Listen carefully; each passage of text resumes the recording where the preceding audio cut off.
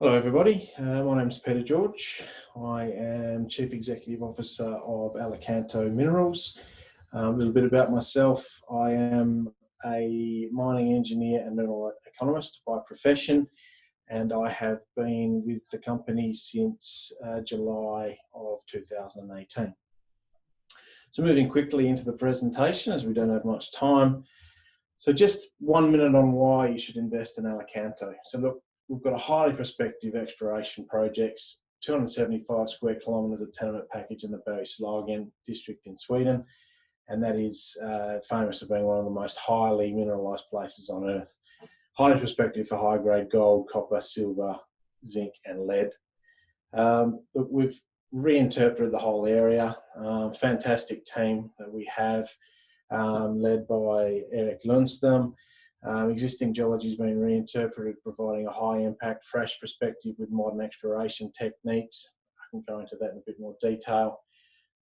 Significant mineralization. We have 60 kilometres of limestone hosted mineralized zone, contains high grade grab samples, drilling assays up to 9.5% copper, 16 grams per tonne gold, 285 grams of silver, 3.9% lead and 8.2% zinc.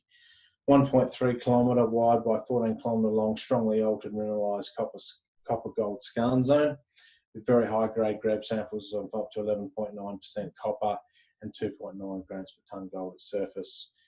Strong cash position, $2.9 million in the bank as of the 31st of March 2020, and a very low market capitalisation actually of today, around about the $14.2 million mark, providing a significant upside and opportunity at this current share price.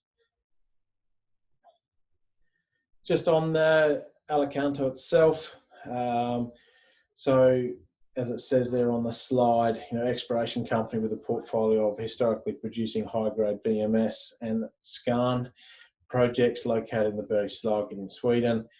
Company also has a portfolio of gold projects in Guyana, South America, being the Arakaka and Ianna projects. 253 million shares on the register, with a share price on the 15th of June of 0.056. Gives them, as mentioned, a market capital of about the $14 to $15 million mark. Bergslagen, if you haven't heard much of it, it's known as the home of the giants, and as I said before, one of the most mineralised places on Earth. We have three major projects within this particular area, with Garpenberg having mined 33.5 million tonnes up until 2 years ago, but now with 120 million tonnes and 30 years of production in front of it. The Zinkgruvan mine, 47 million tonnes in reserve, owned by Dundee, and the Falun mine, which was mined up until 1992 with 28 million tonnes mined, and some pretty sensational grades, as you can see there on the slide. Alicanto's projects itself, so we have 6 projects now. We did start with the 2, but that is expanding with the Oxberg, Neverberg, Wolf Mountain, the Hareden, Bird Mountain and the Birch Mountain projects. A real growth opportunity in Alicanto. Look, there's a lot of information here on this slide, but in summary, what we've done now is we've had a discovery at our Wolf Mountain project where we've drilled into distal copper skarn mineralization, which has really turned our ideas on the whole district on its head. On the back of that drilling, we have pegged a whole new areas, increasing our land holding from 158 square kilometres to over 250 square kilometres. During field trips in April and June, our geologists have been crawling all over the Hareden project, which is only about 10 kilometres from our Wolf Mountain project, and found what we think is the best example of regional scale copper skarn mineralisation in the Bergslagen district observed to date at surface, and with historical rock chips of up to 3.1% copper. It's also coarse grain garnet and pyroxene alteration of an extensive limestone unit, and proximity to an interpreted causative intrusion with endoskarn alteration. So everything that we are looking for at Wolf Mountain. and as mentioned, it's really turning the whole interpretation of what's going on its head. Look, this copper skarn ahead and gives Alicanto that you have great confidence that our observations of distal copper skarn mineralization of Wolf Mountain are accurate. And because of that, this is really giving us the confidence now to vector in on where we need to, as well as looking at other potential copper skarn projects within the area.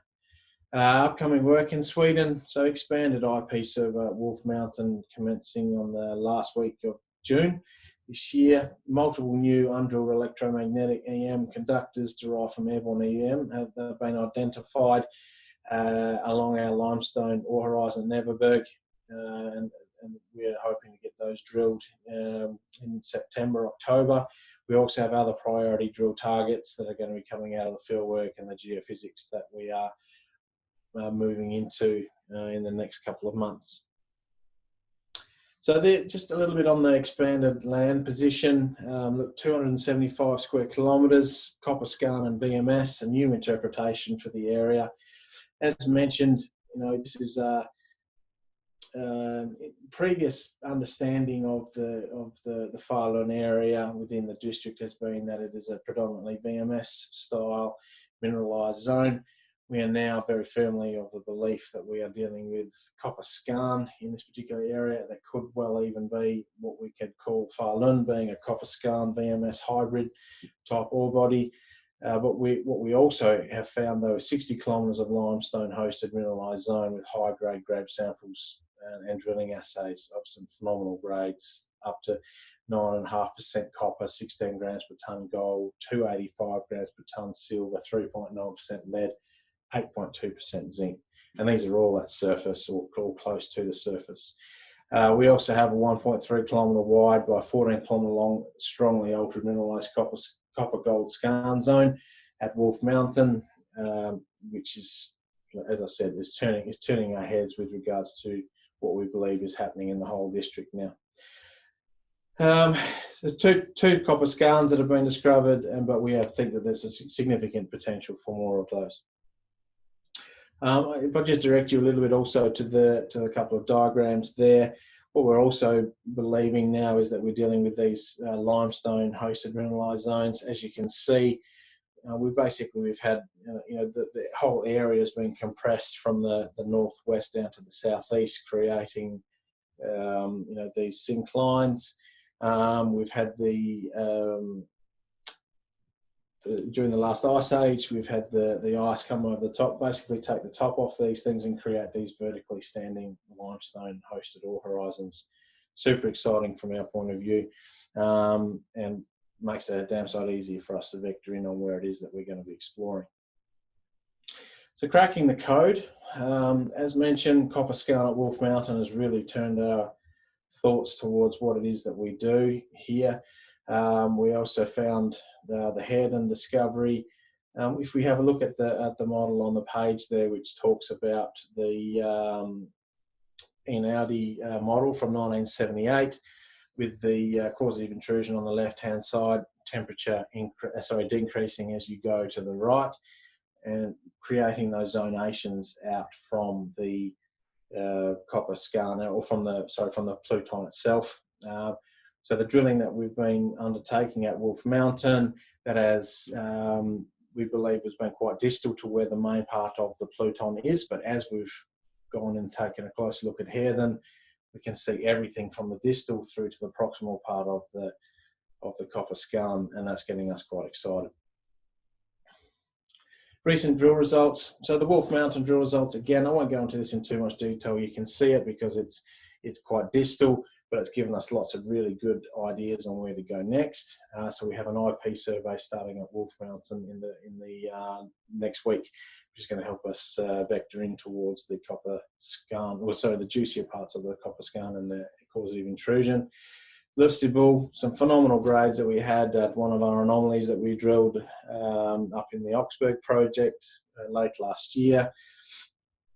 The Falun copper mine, again, this is 28 million tonnes. That's some absolutely phenomenal grades: 4% copper, 4 grams per tonne gold, 5% zinc, 2% lead, and 35 grams per tonne silver.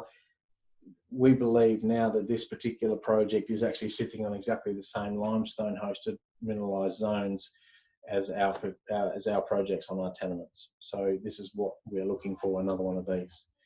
Wolf Mountain project, I'll leave that for you guys to have a look at in more detail, but it's there within the presentation. The Heddon project itself, and that's a great story where the guys have been walking around out in the bush over the last couple of months, have discovered the limestone mineralized zone, as I keep talking about, but also finding the copper-skarn mineralized rocks just sitting there at surface. And there's another example there on the left-hand side where the guys have been mining, historically mining for limestone back in the day. And they have been looking for obviously the most whitest rock they can possibly find, and then throwing away the copper-skarn, which we can see observed chalcopyrite, but potentially chalcocite in it as well. So super exciting from our point of view, and an obvious target for us to move on to as well. News flow coming up. So Q2, the results from Wolf Mountain drilling. So that's just been released. Expanded land position and new projects. That's also information that's just been released with more to come. Geophysics starting at the end of June. The IP survey at Wolf Mountain to help us vector in to the causative intrusion there.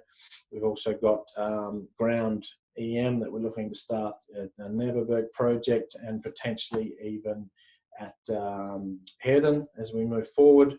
And we're expecting, a whole bunch of new priority drill targets to be highlighted and for us to get into those come September of this year.